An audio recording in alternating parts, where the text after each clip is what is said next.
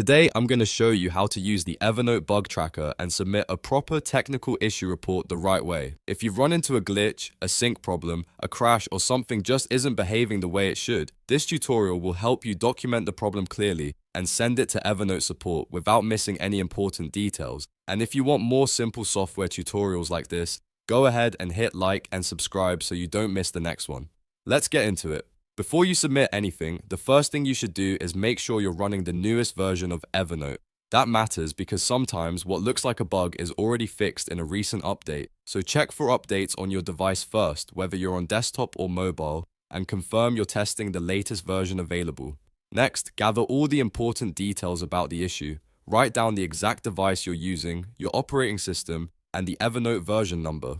The more precise you are, the easier it is for the support team to understand what's happening. For example, instead of saying it doesn't work, note whether you're using Windows, Mac, iPhone, or Android, and include the version if you can find it. Now record the steps that trigger the bug. This is one of the most important parts of a strong bug report. You want to write down clear, numbered actions that consistently make the issue happen. Think of it like a recipe someone else can follow. If you open a note, click a button, switch notebooks, or try to sync and the problem appears, list each action in order so support can reproduce it. After that, take screenshots whenever possible.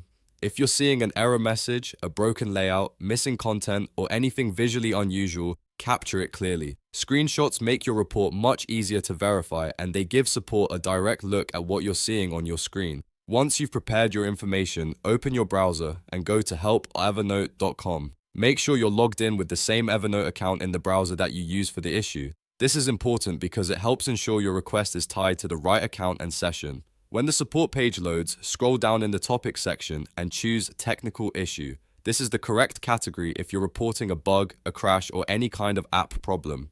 After that page loads, keep scrolling to the bottom and click Submit a Request. That will take you into the actual support form. On the next screen, choose Report a Technical Issue again.